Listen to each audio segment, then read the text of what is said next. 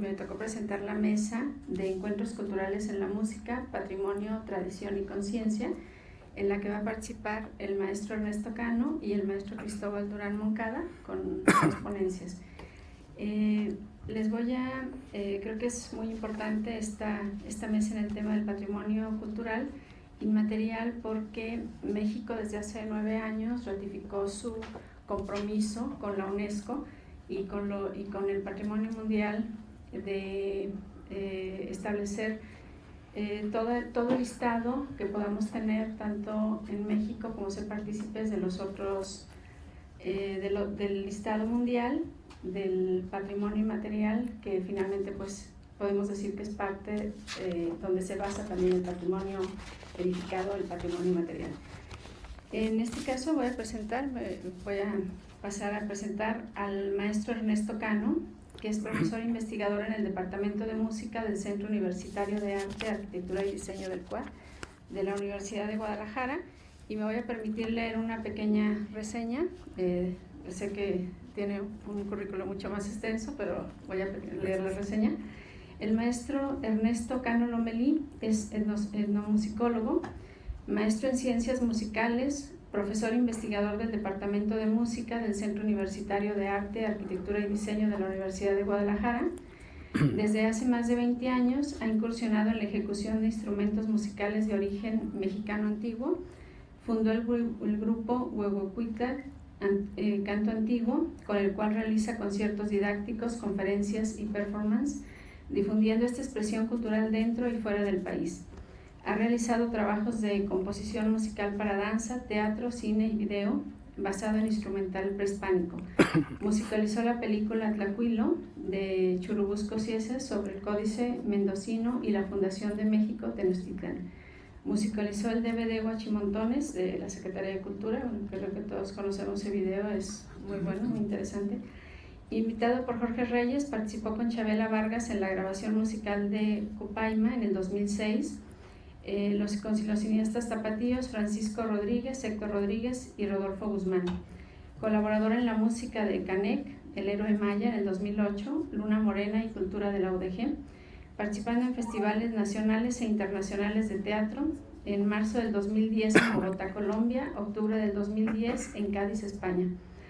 De la investigación musical que realiza en las regiones de Jalisco, ha publicado una colección de música jalisciense en varios discos compactos que incluyen grabaciones de estudio y de campo, títulos como Compositores de la Región Costa Sur, volumen 1, 2 y 3, Raíces Étnicas, Tradición del Mariachi en Jalisco, que, bueno, hago el énfasis en que es uno de las manifestaciones culturales, de las 7 que tenemos en la lista del patrimonio inmaterial mexicano. La música jalisciense de salón, música de cámara, música sinfónica de compositores jaliscienses, volumen 1 y 2, música con instrumentos prehispánicos, y recientemente, como becario del SECA, publicó la colección de valses jaliscienses, con lo cual pues muestra una riqueza y variedad de las creaciones musicales jaliscienses. Y sin más preámbulo, pues los dejo con la ponencia del maestro. Muchas gracias. ¿Puedo tomar este? Sí, sí, no. Gracias, buenos días. Primeramente, pues un placer compartir con ustedes mis experiencias y agradecer la invitación para participar en este foro, en este coloquio, que pues considero apunta a tener éxito. Soy más optimista en ese sentido porque pues es un encuentro interesante donde se ventilarán aspectos pues de nuestra cultura inmaterial, principalmente la música, y de donde pues históricamente los mexicanos, desde los cronistas mismos hablan del entusiasmo de los indios por toda la música, y bueno, Jalisco, Michoacán, de los principales pues digamos estados en donde hay una diversidad importante. Bien, pues para adentrarnos a este campo de la herencia musical de México antiguo, que es precisamente el enfoque de mi charla, bueno, mostraré, digamos, de alguna manera, las distintas rutas o caminos que el investigador en ese sentido tiene que abordar para comprender pues más cabalmente esa herencia, ¿no? Por una parte abordaremos, aunque sea de manera rápida lo que nos dicen los cronistas del siglo XVI, principalmente religiosos franciscanos en una primera etapa, pues que nos hablan de cómo observaron las culturas prehispánicas al llegar a estas tierras allá por 1523. Luego también veremos un poco por la tradición de la escritura tradicional mexicana, a través de sus códices, donde establecen o informan de alguna manera con sus elementos pictográficos, pues sus conocimientos en astronomía, en música, en cuestiones de tributos, en organización social, en historia. Entonces es otro de las puertas que hay que observar un tanto. Tenemos también, por otra parte, lo que la literatura náhuatl, a través de la poesía, a través de su filosofía, aporta en el sentido de sus conceptos filosóficos, y sobre todo, pues, donde en poemas se hablan de los cantores, de ciertos nombres importantes, como mismo Nezahualcóyotl, y también tenemos los hallazgos arqueológicos, las aportaciones de los arqueólogos que en sus encuentros con instrumentos prehispánicos en las tumbas de Tiro aquí en nuestra región, pues han aportado una gran variedad de instrumentos desde el punto de vista de las culturas que los crearon, las épocas, y nosotros los músicos apenas, considero, estamos pues iniciando esa investigación de ese instrumental prehispánico, que muchos de ellos pues aún están desconocidos. Me tocó visitar hace algunos años las bodegas del Museo de Antropología e Historia en México, en el sótano, y vi, no sé, unas 20 cajas llenas de instrumentos de barro, principalmente flautas de distintos tipos, que aún todavía no se les hace un estudio musical, ¿no? A veces ni la ficha arqueológica está todavía plenamente. Entonces, considero que ese es un panorama de lo que observaremos, aparte de la tradición y la cultura popular, de la tradición danzante, que de alguna manera ha traído, y todavía lo observamos, por las expresiones de danza en torno a la fiesta religiosa, antiguamente a la fiesta de los dioses prehispánicos. Entonces, sería, digamos, las rutas que observaremos rápidamente para, pues, valorar quizás mejor y tener una visión más concreta de esta herencia que para mí está un tanto olvidada, aunque no desconocida, ¿no? Bueno, pues diríamos una primera parte, entrar a la proyección de estos códices, de los cronistas. Voy a mencionar algunas de las palabras que se mencionan. Por ejemplo, tenemos referente a la cultura musical de los cronistas del siglo XVI, dice, hablan de la existencia de instancias o escuelas especiales para la práctica del canto, la música y la danza. Fray Diego Durán, en su Historia de los Indios de Nueva España e Islas Tierra Firme, dice lo siguiente: en todas las ciudades había junto a los templos unas casas grandes donde residían maestros que enseñaban a cantar y a bailar, donde no había otro ejercicio sino enseñar a cantar y a bailar y a tañer a mozos y mozas, y era tan cierto el acudir ellos y ellas a estas escuelas que tenían el hacer falla cosa de crimen. Era algo, pues, cotidiano, donde se dice todas las tardes iban a practicar los cantos y los bailes a estas casas llamadas cuicacalis. Y bueno, dentro de estas instancias se habla también de una escuela muy importante, ¿no? El Calmecac. El Calmecac, la escuela de la nobleza, y la cita que se refiere a esto dice lo siguiente: pasaban el día en enseñarles a bien hablar, a bien gobernar, a oír justicia y en pelear con rodela y macana, y con lanza y pedernal. Esto hacían los que tienen edad para ello. Otros se iban a la casa del canto y al baile a aprender a cantar y a bailar, otros al juego de pelota. También se les enseñaban todos los versos del canto que se llamaban divinos, que estaban escritos en los libros por sus caracteres. La astrología indiana, de la cuenta de los años, en fin, la cuenta del tiempo. Y bueno, pues el Cuicacali, que era la casa específicamente de la música y la danza, en el Cuicacali enseñaban las historias, proezas de sus pueblos y de sus principales personajes. Además aprendían cantos y bailes que se entonaban en honor a las divinidades. Así lo señala Fray Bernardino de Sahagún. Dice: estos indios de Anáhuac, en sus libros y maneras de escrituras, tenían escritos los vencimientos y victorias de que sus enemigos había habido, y los cantores de ellos sabíanlos y solemnizábanlos con bailes y danzas. A través pues de los cantos y bailes guardaban acontecimientos importantes que pues permanecían en la memoria colectiva. Entonces, al ir a estas escuelas, al aprender los cantos divinos, los cantos antiguos, pues también iban conociendo la historia de sus antepasados. Y siempre que había algún acontecimiento importante, el Tlatoani mandaba a los cantores que pues elaboraran un canto, textos y todo, que narrara esos aspectos. Y todavía tenemos dentro de la tradición vigente actual ciertos elementos de estos instantes o momentos importantes de las sociedades antiguas. Por ejemplo, tenemos en nuestra tradición danzante las llamadas danzas de conquista, en donde ahí están el personaje, pues los personajes importantes. En ese momento se simboliza el encuentro de Hernán Cortés con Moctezuma. Entonces aparece el séquito del Tlatoani Moctezuma con sus principales guerreros y capitanes. Por otro lado, Hernán Cortés con sus principales soldados.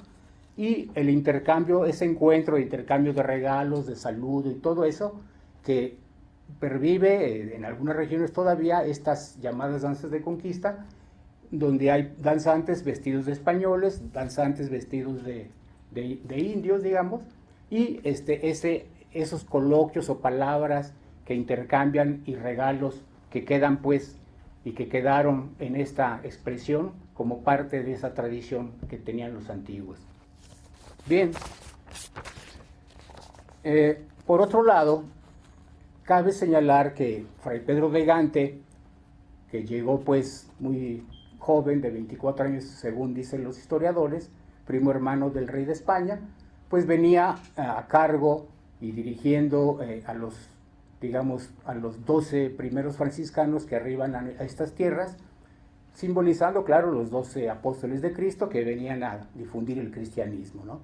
Entonces, Fray Pedro de Gante, al observar y al enviar una carta al rey español Felipe II, dice lo siguiente: y es que toda su adoración de ellos a sus dioses era cantar y bailar delante de ellos. Y como yo vi esto y que todos sus cantares eran dedicados a sus dioses, compuse metros muy solemnes sobre la ley de Dios y de la fe y cómo Dios se hizo hombre para librar el linaje humano. Entonces aquí Fray Pedro de Gante, digamos, con una apertura de alguna manera, invitó a una primera fiesta cristiana que se hizo por allá por 1529, para que siguieran danzando y cantando, pero les dijo él ahora al Dios verdadero. Entonces de alguna manera canalizó ciertos elementos, digamos, de la tradición antigua para que pues festejaran en estas fechas pues importantes, ahora pues ya con la visión religiosa del conquistador. De alguna manera considero pues que dio apertura a que los indios se acercaran a festejar, como les dijo él, pues ahora a las nuevas imágenes que paulatinamente fueron pues estableciendo los cristianos. Los cantos que aprendían en el Cuicacali, de profundo sentido religioso, los llamaban netotilistli, y los de sentido festivo macehualistli. Su fin era invocar, alabar, propiciar a los dioses, no cuestionar. Las preguntas las formulaban los escogidos, funcionarios y sacerdotes que recibían la educación más esmerada.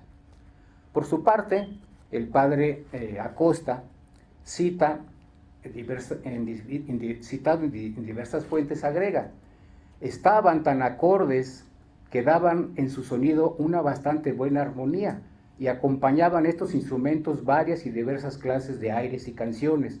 Cantaban y bailaban todos al son de estos instrumentos con tan bello orden y tan bello compás o acuerdo, tanto en las voces como en el movimiento de los pies, que era cosa agradable de ver.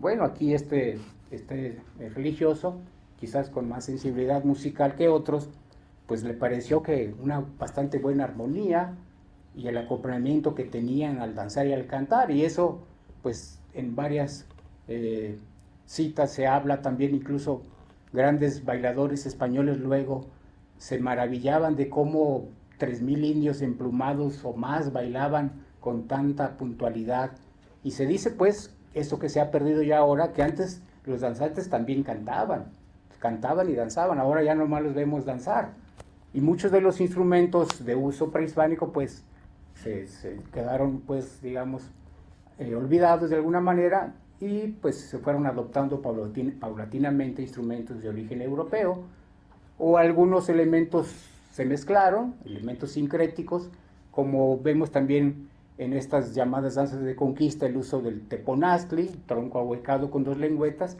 y una melodía con el violín que lleva pues ya ese sincretismo de un instrumento europeo y un instrumento de origen mexicano. Están las otras danzas de concheros con el huehue, el tambor azteca que está por ahí, que marcan los ritmos de los pies, la danza, y que también se acompañan con cordófonos, las guitarras llamadas de concha, de armadillo o de guaje. Aquí en la región les dicen chihuandas, cordófonos de 5 órdenes dobles, y que, bueno, ya son a partir de los instrumentos, guitarras o jaranas, laúdes españoles que llegaron pues a estas tierras.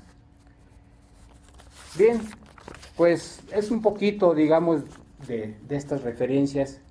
Se sabe también que había otras escuelas, por ejemplo el Tepozcali, que era la escuela, digamos, pública para los jóvenes, digamos, popular. Allí los jóvenes aprendían los cantos de guerra, las artes marciales, y bueno, salían ahí el orden de los caballeros tigre y del calmeca los caballeros águila. Entonces eran pues, se adestraban según sus inclinaciones naturales, ¿no? Por otro lado, también cabe mencionar que aquí en Jalisco, en estas tierras, los cronistas de la Nueva Galicia hacen mención de los recibimientos con música, cantos y danzas que los pueblos de la comarca hacían al llegar los conquistadores.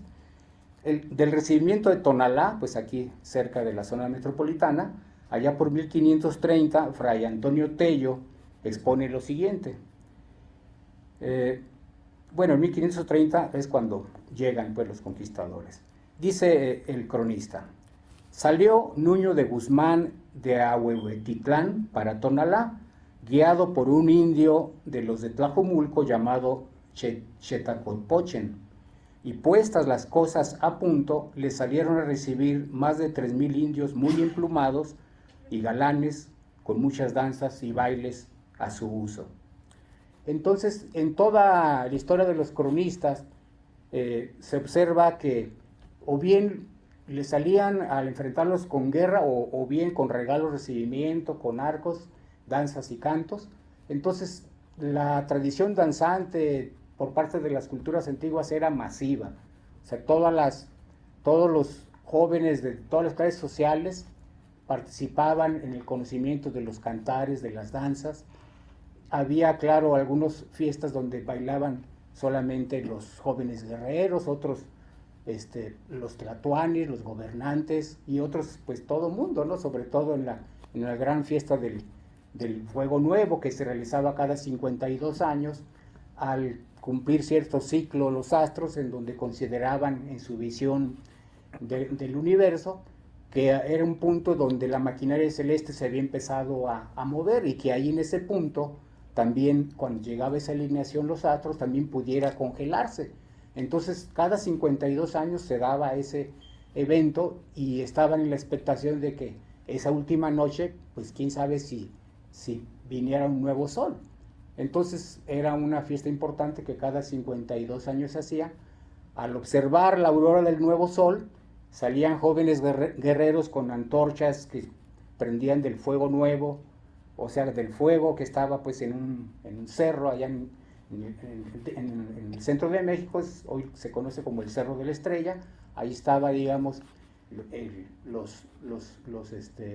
pues todo el pueblo y los sacerdotes esperando ver quizás el nuevo sol, y a partir de ello, bueno, se desarrollaba una serie de festejos de alegría, llevando el fuego nuevo a cada comunidad, al templo principal. Del templo principal todas las familias llevaban el fuego de su templo principal a sus hogares, y así se desarrollaba esta fiesta cada 52 años. Y bueno, pues de alguna manera son elementos que nos permiten observar cómo los cronistas encontraron estas tierras y cómo observaron pues que todos sus cantos y sus dioses y sus bailes, perdón, era para honrar a sus dioses. De ahí pues esta fuerza religiosa que aún conserva el pueblo mexicano y que fortalece también, ¿no?, con el mestizaje español, y también el ingrediente africano, negro, que también con mucha fuerza religiosa hoy pues de alguna manera conforman nuestros mestizajes principales de nuestros territorios, ¿no? Bien. Bueno, para entrar ya en contexto un poco más musical, digamos, entraremos a los hallazgos arqueológicos de instrumentos musicales. Aquí, a través de ellos, pues los músicos, que es diferente la visión del músico que la visión del arqueólogo o el antropólogo, porque en muchos libros yo me he encontrado que hablan de flautas pentáfonas, como que era muy rudimentario lo que aquí se conocía musicalmente, y que pues las flautas pentáfonas, ¿no? Pero bueno, eso es lo que dicen los antropólogos o algunos arqueólogos o sociólogos, en fin, pero el músico, al entrar en contacto, y sobre todo con los descubrimientos de flautas de distintos tipos, de un tubo, de 2 tubos, de 3 tubos, de 4 tubos, ¿no?, en donde podrían producir acordes y no nada más 5 o una escala de 5 sonidos, ¿no? Pero para eso quiero mostrar algo ya en ejemplos vivos, ¿no?, de instrumentos. ¿Me podrías pasar una flauta de un tubo, por favor? Por ejemplo, aquí tenemos esta flauta en barro, elaborada por el compañero precisamente a partir de escalas de flautas prehispánicas. Escuchemos su sonido.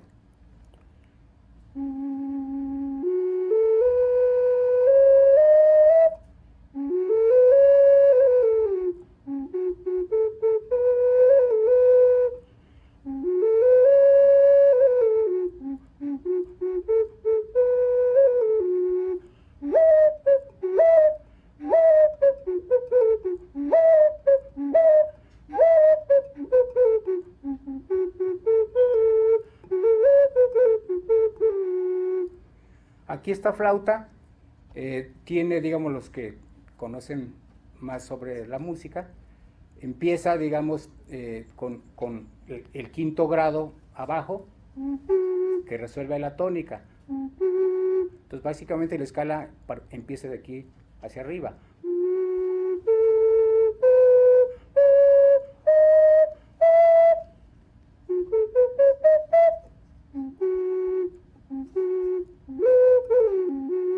Y bueno, aparte de su cualidad tímbrica de este tipo de instrumento, bueno, cada instrumento, como dicen, tiene su espíritu y tiene su vibración y bueno, su proyección de emoción, ¿no?, también. ¿Me permites una doble, por favor? Ahora esta es una flauta de 2 tubos. Esta fue elaborada por el grupo Tribu, que hizo una importante labor en Tres Pozos, Guanajuato. Pimentel fue músico, es como de mi generación. Después hizo antropólogo y ahora también pues está haciendo una gran labor en enseñar a muchos artesanos a construir instrumentos de tradición prehispánica. Esta la adquiría ya con ellos. Y es una flauta de 2 tubos.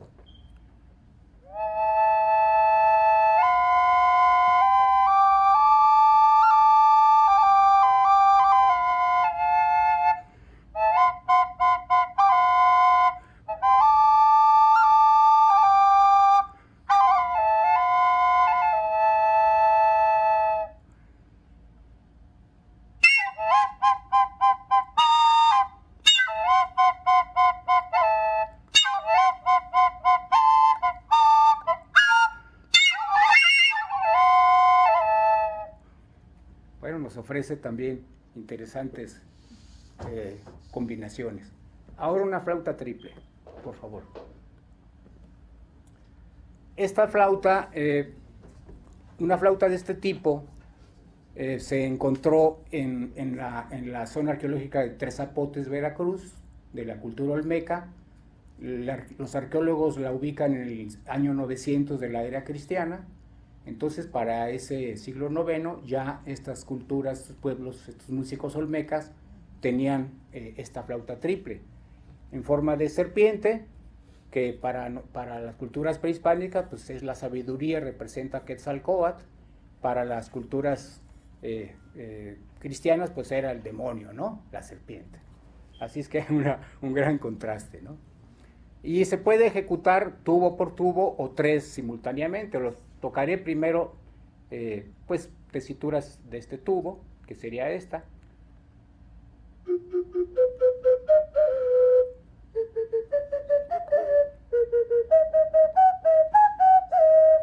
Entonces ahí están cada una con su secuencia. Y ahora algunos ejemplos tocando los tres.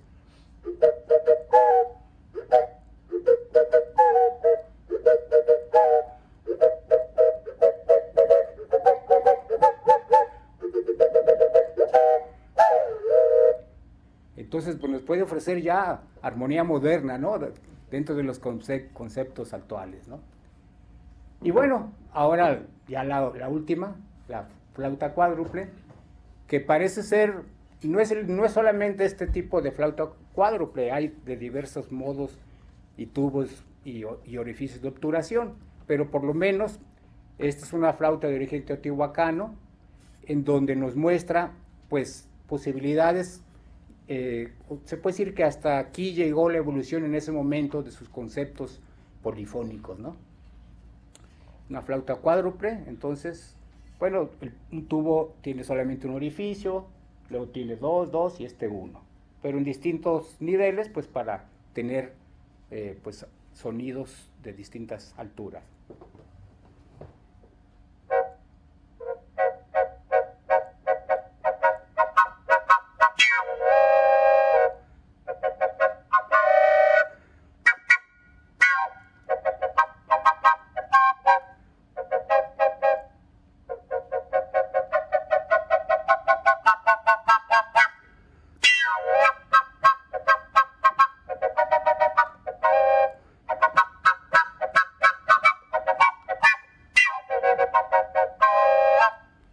Y bueno, pues el músico tiene que buscarle todas sus posibilidades expresivas, tímbricas, texturas, en fin.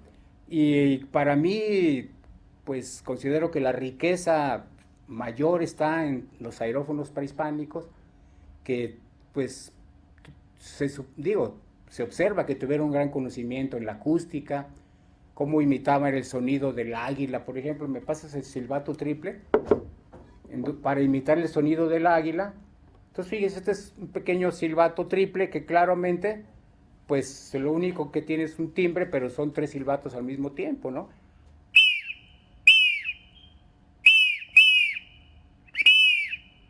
Y es la imitación del sonido del águila. Tenemos también el sonido del viento, ¿no? Algunos silbatos del viento llamados como silbatos de la muerte, silbato mexica. ¿Me pasas el rojito pequeño? Gracias. Entonces, aquí tenemos, por ejemplo, este silbato.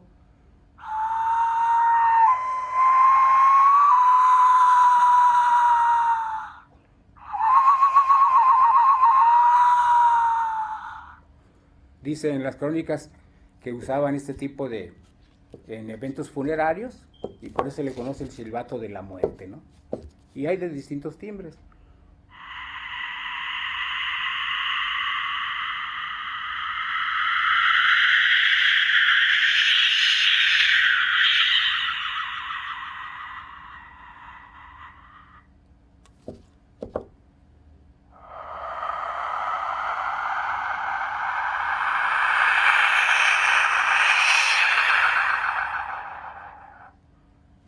Y bueno, pues para lograr esos efectos tuvieron que tener un conocimiento bastante bueno en acústica. Sabemos que eran grandes matemáticos y la música y las matemáticas están muy relacionadas, entonces no podrían estar tan avanzados en las matemáticas y tan primitivos en la música, ¿no? Entonces aquí podemos observar con los trabajos de los arqueólogos, pues, hallazgos de instrumentos hasta de 4 tubos que muestran, pues, las posibilidades que ofrecen estos instrumentos. Entonces, básicamente la tesis de que eran muy primitivos, con flautas de 4 o 5 sonidos, muy rústicas, pues considero que conforme se vayan avanzando en la investigación de esto, pues realmente se va a comprender y poder valorar y sopesar esta herencia que está ahí olvidada. Y yo considero que en el campo de la pedagogía musical y de enseñar a nuestros niños, pues la herencia de nuestra cultura, pues la creatividad empieza desde con el barro, crear un silbatito, ver cómo suena, ver cómo afinar lo que nos dé la escala de un tono, de medio tono, de la quinta justa, de la cuarta, o sea, porque todo tiene que ver con aspectos físico-acústicos. El aire se desplaza por el aeroducto y depende de dónde salga, va a ser el sonido, la altura que va a dar, ¿no? Entonces, es simplemente, pues, aplicar, digamos, de alguna manera, o atender esta herencia que para mi punto de vista está ahí relegada, olvidada, sin realmente usarla y explotarla, ¿no? Como tendría que ser. Pero yo considero que estos foros, pues, dan lugar a que precisamente esas investigaciones se ventilen y podamos hacer más conciencia nosotros mismos, nuestra sociedad, de lo que hay en ese fondo antiguo que está ahí todavía en espera, ¿no? De que lleguemos. Pues, no sé cómo andamos de tiempo. Me emocioné escuchándolo. No, sí, es 11:30 todavía, 11:25. Bueno, yo les quise mostrar principalmente los aerófonos porque ahí considero hay mucho todavía que investigar. En cuanto a instrumentos rítmicos, bueno, dicen los cronistas, tenían sonajas de 1000 modos, ¿no? Sonajas con, pues, las ayacastlis, con semillas de, aquí vemos, por ejemplo, frutos secos, ¿verdad? Que todos conocemos. Simplemente la naturaleza, pues, nos dio muchos, no nos da todo, ¿no? Para hacer lo que hacemos. Semillas que usan los danzantes, de los llamados coyolis o zapote dormilón o huesitos de fraile, como algunos le nombran. Lo de nombre de huesos de fraile sucedió porque los frailes empezaron a hacer rosarios en base a este tipo de cuentas y se colgaban eso y los indios pues dijeron, no, pues ya se fue pasando el tiempo y fue el huesito de fraile, ¿no? Pero era para hacer rosarios, como para enseñar pues a los indios pues todo ese proceso de los rezos, ¿no? Entonces también se han encontrado pues maracas o ayacastlis de barro, de distintas formas, simbólicamente, sonajas con pezuñas de venado, sonajas con capullos de mariposa, sonajas con conchitas del mar, pequeños caracoles, entonces sonajas de 1000 modos, ¿no? Y bueno, yo quisiera invitar a algunos a que toquemos algo, ¿no? A ver, Héctor, por favor, con el huehuet, ¿sí? Mostrarles un poquito de esto. Tú nos ayudas con algo, ¿no? Claro. ¿Qué maestra nos ayuda? Pues no sé, pero bueno.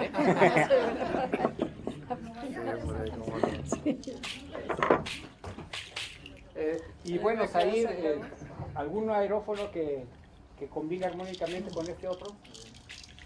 Espero seguir el ritmo.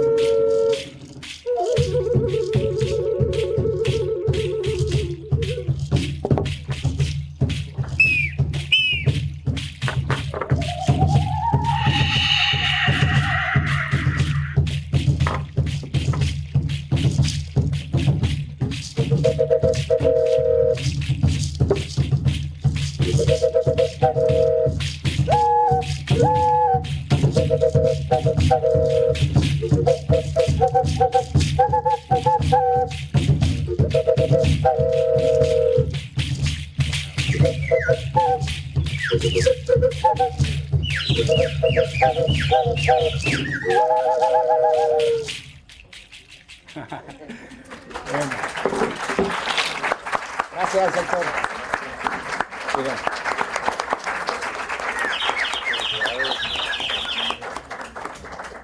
Bien. Pues no sé si alguien quisiera hacer alguna pregunta, comentario. Sí, yo lamento. Interesantísimo. Estos instrumentos son réplicas de estos instrumentos que vos decías que habían encontrado y... Así es. O sea, que ustedes de alguna manera para poder hacerlas han podido ejecutar esos instrumentos originales para poder ver en qué escala, cómo funcionan, desde el punto de vista de las alturas, y luego esta bajada a lo educativo, digamos, piensan hacerlo a partir de una sistematización, es decir, hacer un estudio de cómo son los formatos armónicos que inclusive veo que se conciben a partir de estos instrumentos múltiples. Sí, sí, es bueno, es una labor, yo pienso que para músicos y pedagogos y pues nosotros estamos con esa idea de que el conocimiento se sistematice en el sentido de abordar primero, ¿me permites una ocarina de 4 orificios? O sea, para mí este sería, digamos, uno de los instrumentos de inicio, ¿no? En cuanto al conocimiento melódico de una flauta de 4 orificios que tiene una tesitura, escúchenla, de una séptima mayor.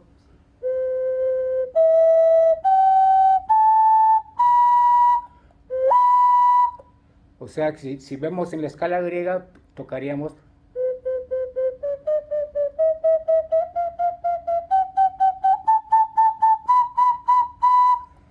O sea, del primer grado al séptimo grado.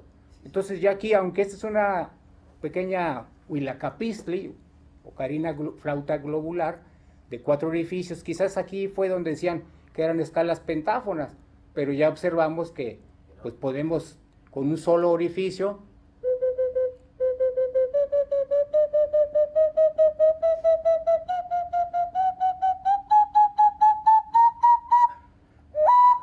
y tenemos la flauta octavada, toquemos, fíjense, y estos son, en los instrumentos prehispánicos se han encontrado flautas que acoplan de tónica, dominante tónica, o sea, la octava, que es, digamos, lógicamente igual que las voces humanas, ¿no? Al cantar las voces blancas de las mujeres, de los niños con las del varón, pues cantamos a una octava, y pues yo considero que todos los pueblos de la tierra encontraron sus armónicos naturales, claro. Quinta, tónica, dominante, ¿no? Perdón, discúlpame, ¿y eso lo armaban pues familias de instrumentos, como por ejemplo las tropas en los sicus que nosotros tenemos en el norte de Argentina y Bolivia? Digamos que es como que se arman tropas. Sí, acoplamiento armónico, exacto. ¿Y esto también es así? Sí, bueno, estas están octavadas, vamos.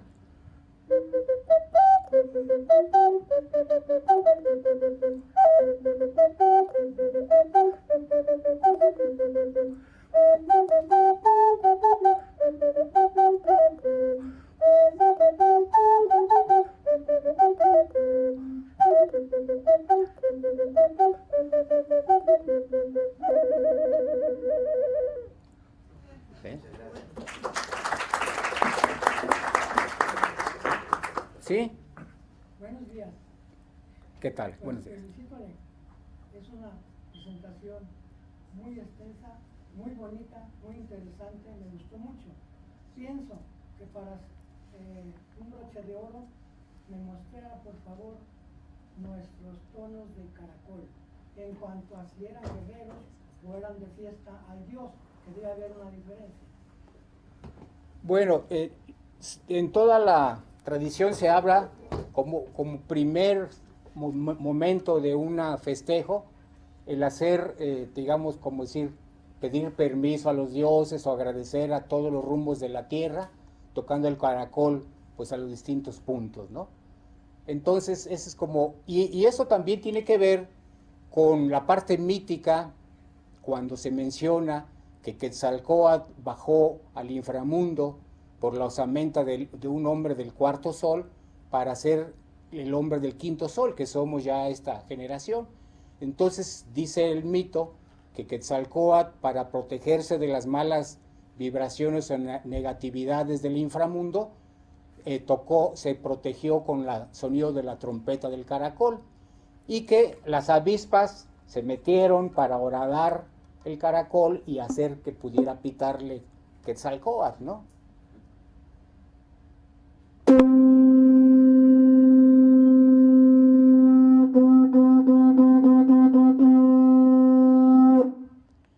Y bueno, cuando eran eventos de carácter ritual y sagrado, regularmente eran sonidos largos hasta todos los puntos, y ya en el ámbito de guerra, bueno, pues estaban los ritmos, los caracoles, y los caracoles por todos lados, ¿no?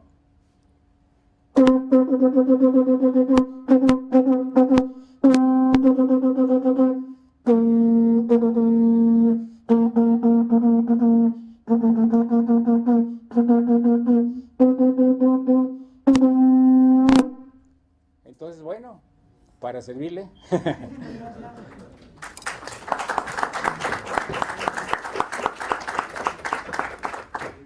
No sé, ¿alguna pregunta, comentario, compañeros?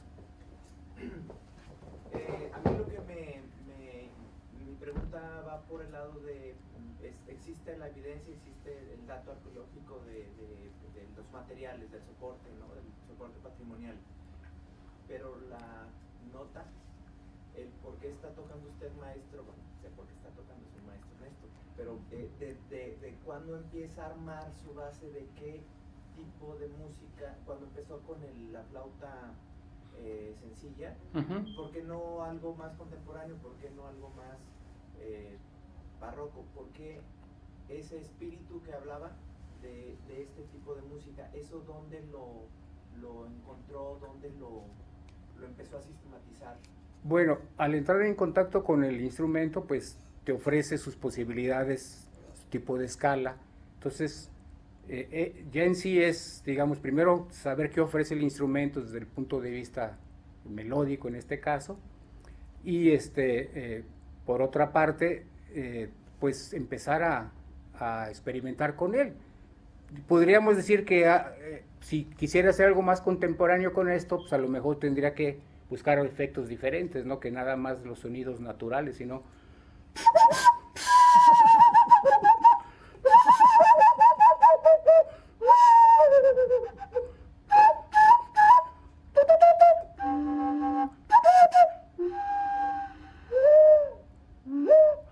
no sé, es experimentar y ver qué expresiones te da, y al rato ya como creativo qué necesitas aplicar para tal o cual momento de una parte musical, ¿no?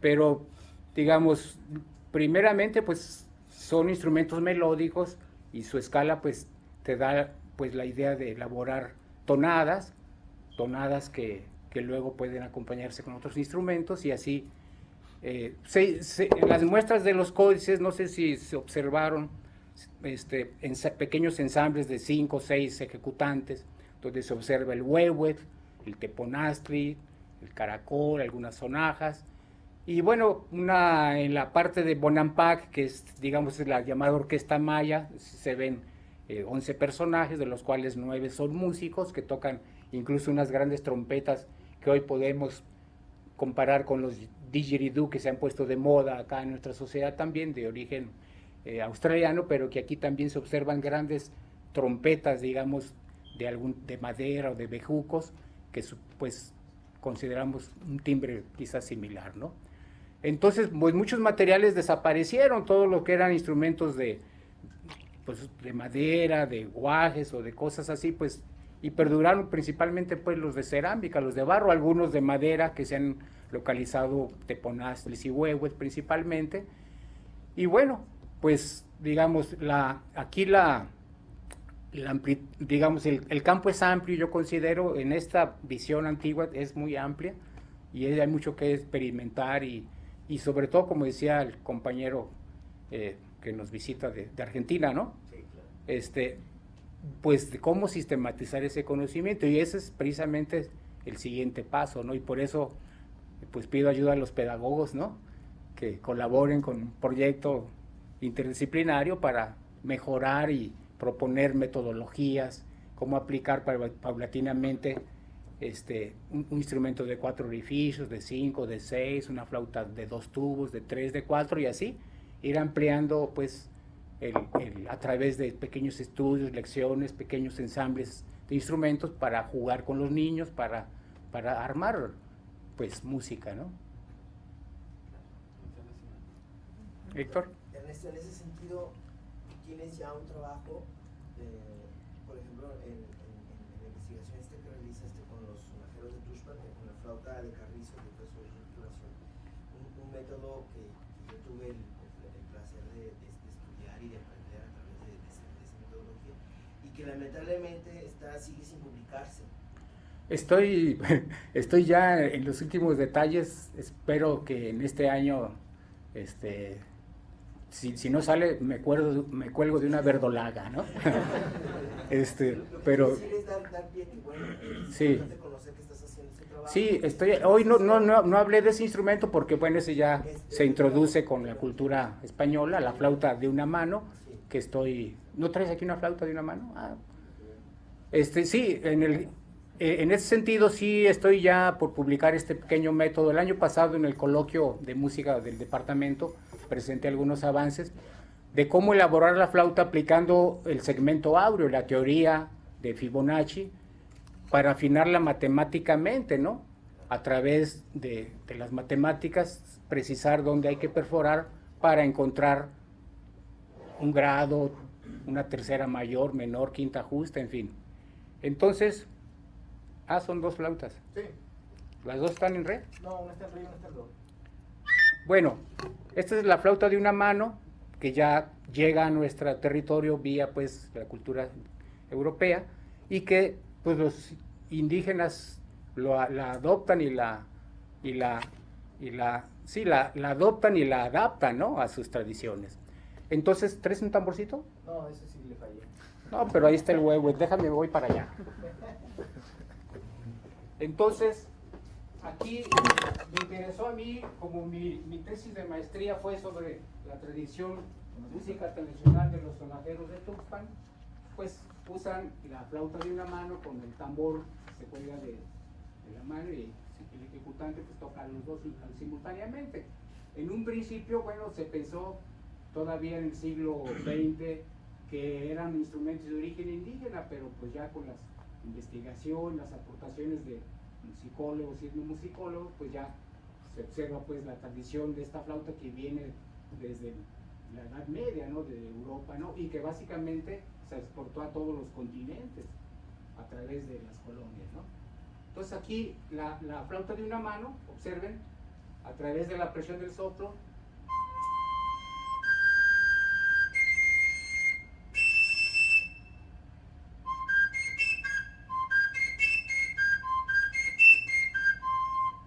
sin mover ningún dedo, ahí está la física y la acústica, la matemática, tónica, quinta, octava, la mediante. Entonces ya ahí, con 3 orificios, 2 al frente y 1 atrás, pues se puede ejecutar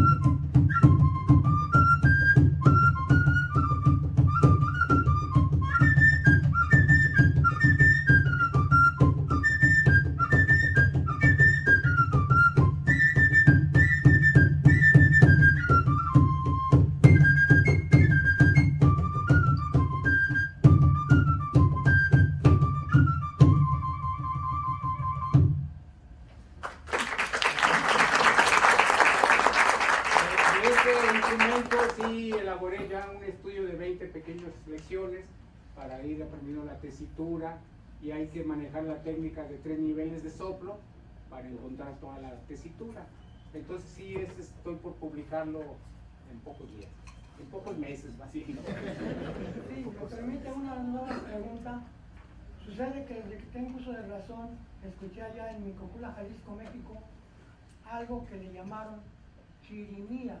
La pregunta es, dentro de sus estudios, ¿en qué tiempo muy aproximado llegó a México, a Jalisco, al sur de Jalisco, y el significado de la palabra chirimía?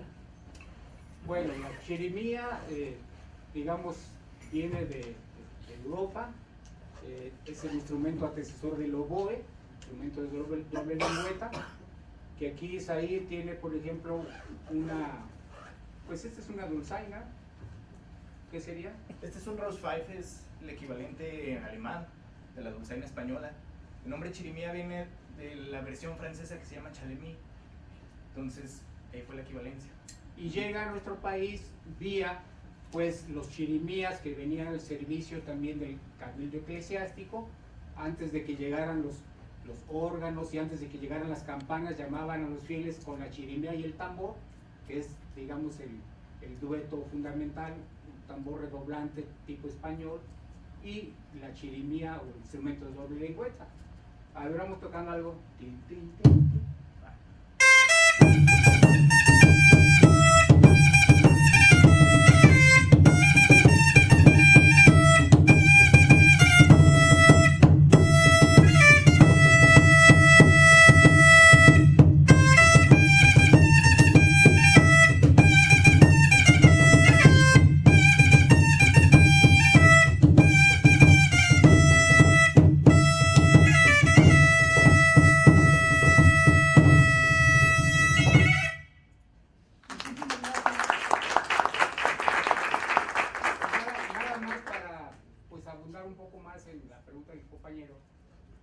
Los chirimías, lo dice el maestro Estrada, músico también que fue de los últimos maestros de capilla de la Ciudad de México, organizó el archivo de la colonia, Jesús Estrada, y menciona que el cabildo eclesiástico, bueno, usaban las 4, digamos, tesituras de chirimías: la tiple, que conocemos como hoy la soprano, la chirimía tiple, la tenora, la tiple, contralta, tenora y bajo o bajón.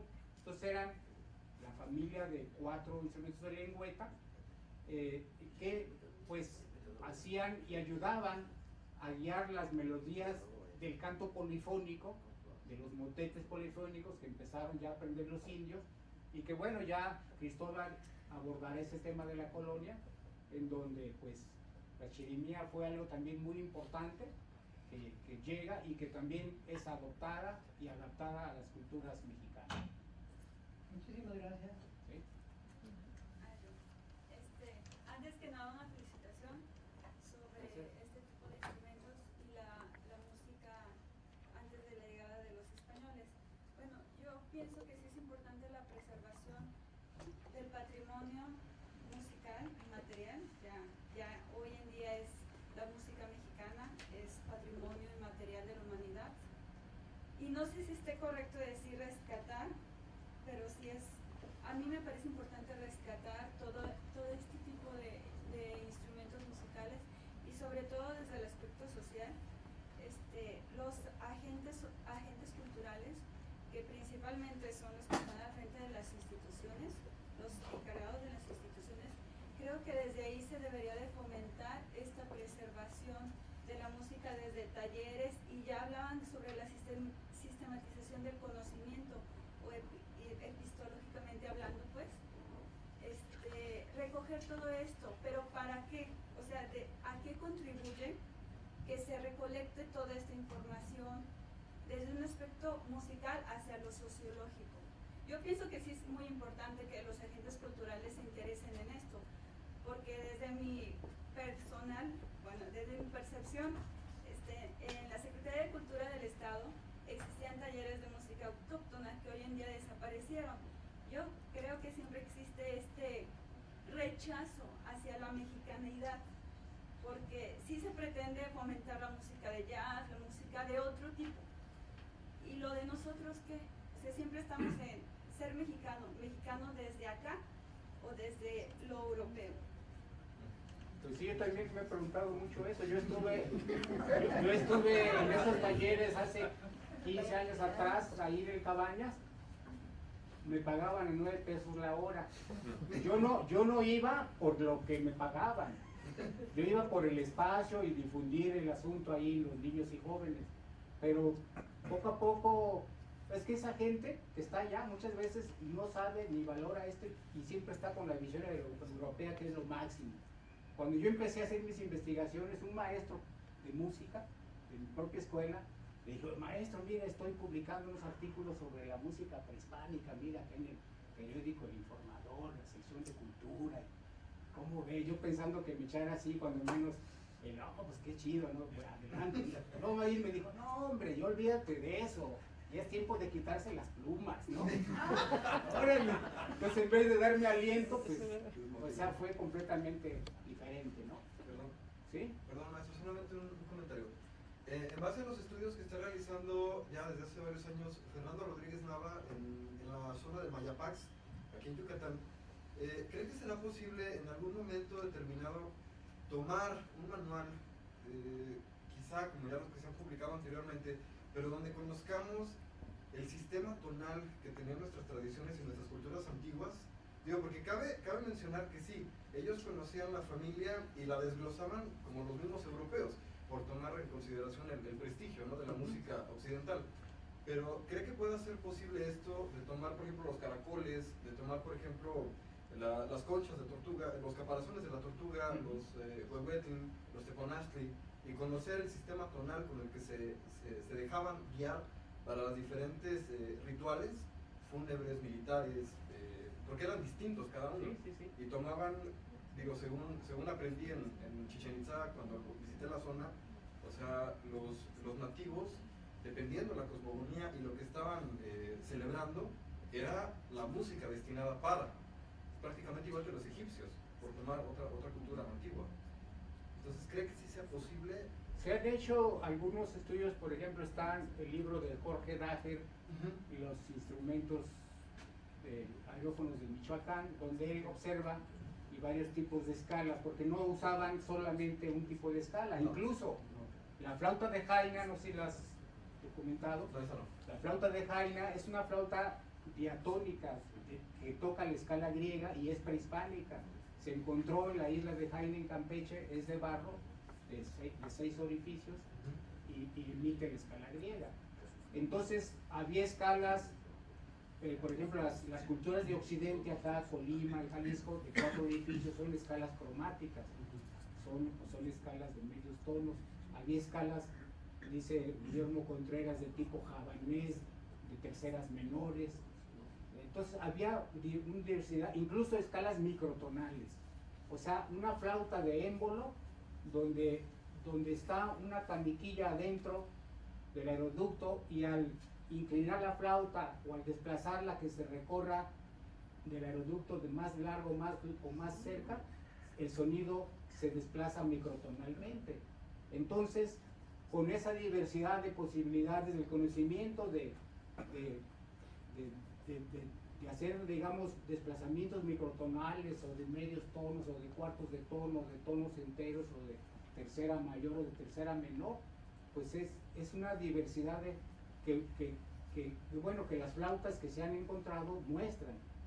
Ahora el trabajo de nosotros los músicos pues es realmente conocerlas, aplicarlas, y con el apoyo de los pedagogos de la música pues también hacer esos sistemas. Yo no soy pedagogo, pero trato de ir con la lógica pues que tenemos todos, de alguna manera el sentido común, pues ir dando esos pasos paulatinos para que se comprenda pues en la amplitud del instrumento, por sencillo que sea, ¿no? Yo quería hacer una pregunta. ¿En qué medida la cultura hispánica es una obturación o una dificultad para la lectura de la cultura prehispánica? Bueno, en ese sentido, por un lado, digamos, hoy en día, bueno, ya se está descantado muchas cosas, pero pasaron 4 siglos en donde no se sabía nada de lo que habían escrito los cronistas. O sea, muchos libros no se empezaron a publicar hasta finales del siglo XIX, incluso por orden superiores de que pues, no se supiera todas las atrocidades que hicieron acá los españoles, ¿no? que los teníamos como los grandes civilizadores de nosotros los indios, ¿no? Entonces, paulatinamente, con el trabajo de los arqueólogos que empezaron a ventilar al mundo las pirámides, Teotihuacán, Chichén Itzá, entonces ya se empezó a valorar más las culturas de los indios. Pero esto que es digamos el patrimonio inmaterial, la música, bueno, es el sonido, desaparece, ¿no? Claro. Suena un instante y desaparece. En esos tiempos no había lo que hoy tenemos, tecnología para grabar y todo ello, ¿no? Entonces, aquí la limitante es precisamente la falta de conciencia de nosotros mismos los mexicanos y de nuestras autoridades, como dice la compañera, que están o sea, dirigiendo las instancias de la cultura. Y por ejemplo, yo en la escuela de música, pues ahí no hay espacio para esto, no hay espacio a veces ni para sentarse, ¿no? El edificio no es ni adecuado para la práctica y el estudio de la música, ¿no? Entonces esta es una investigación completamente contra viento y marea, ¿verdad? Pero pues de alguna manera el estar aquí con ustedes ahora pues es parte de estos pasos, ¿no? De ir hacia adelante. Sí, yo pensaba eso porque los latinoamericanos somos países de conquista, son conquistados y muy probablemente las dificultades actuales que tenga la difusión de la cultura prehispánica, pasa lo mismo en Argentina, lo mismo, exactamente lo mismo. Tiene que ver también con que hay otros procedimientos de conquistas contemporáneas que generan un tipo de cultura que es tan diferente a la de las raíces nuestras. ¿Sí? Perdón, porque es sumamente importante lo que está diciendo el joven. ¿Cómo hacemos para que este conocimiento impresionante que está sacando luz y hay colegas en otras partes que seguramente también lo están haciendo, puede ser apropiado por ejemplo, lo que es la escolaridad y la preescolaridad, ¿te das cuenta? Porque es desde donde me parece que se puede proyectar este tipo de música desde una perspectiva no analítica, no para el no músico. Para jugar. Porque de alguna manera, como nosotros estamos teniendo acá, entendemos lo que está diciendo el maestro, porque, bueno, tenemos conocimiento de la música, inclusive centroeuropea. Por lo tanto, también me quedan una enorme cantidad de preguntas en función de, valga la redundancia, ¿cuál era la función de la música en estas culturas? Si era colectivo, sí, porque ese es un traslado y un rescate que me parece que merece este tipo de música y de cultura, ¿no? Entonces, me parece que un poco la idea, que estamos en este camino común, Sí, claro. Es bajarlo a la niñez. Sí. Es la manera de difundirlo y es el aporte que podemos hacer desde los estudios superiores para que esto pueda ser apropiado socialmente. Sí, definitivamente. Ahora, pero solamente haciendo un paréntesis a lo que está comentando usted. Digo, yo pienso que los trabajos del doctor Eduardo Matos Moctezuma en cuanto a la preservación y el rescate de la cultura mexica en el centro del país es bien importante y es bien interesante, pero sí, también estoy totalmente de acuerdo con usted, porque si visitamos el Museo del Templo Mayor en la Ciudad de México o visitamos el Instituto Nacional de Antropología e Historia, realmente lo que conlleva la música dentro de las culturas, llámese totonaca, olmeca, purépecha o cualquier otra, sí realmente es muy reducido y sí da tristeza, porque realmente lo que se conoce en música, en la tradición sonora, hubiera sido por tradición y herencia verbal, oral, es totalmente desconocida. Digo, sí, las investigaciones de la revista Arqueología Mexicana me parecen extraordinarias, son un gran aporte para salvaguardar el patrimonio tanto tangible como intangible de las grandes culturas, pero sí hace falta más investigación y que realmente el músico, con perdón de lo que voy a decir, pero rompa su esfera de cristal, porque el músico vive en esa esfera de cristal creyendo que todo es color de rosa, cuando tenemos a la cultura europea como la supremacía universal, y realmente eso es absurdo, y perdón por las palabras, pero también las herencias culturales de México o del territorio de Latinoamérica en general tiene gran trascendencia. Las culturas argentinas, las culturas peruanas, las brasileñas, aunque sean nuevas, pero todas valen la pena.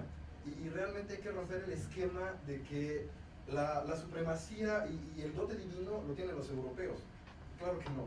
También cuando llegaron los españoles, ellos mismos dijeron, es impresionante el desarrollo social que tiene esta cultura, por ver los canales de las islas de tierra firme, por ver las conexiones, por ver la ingeniería que el mismo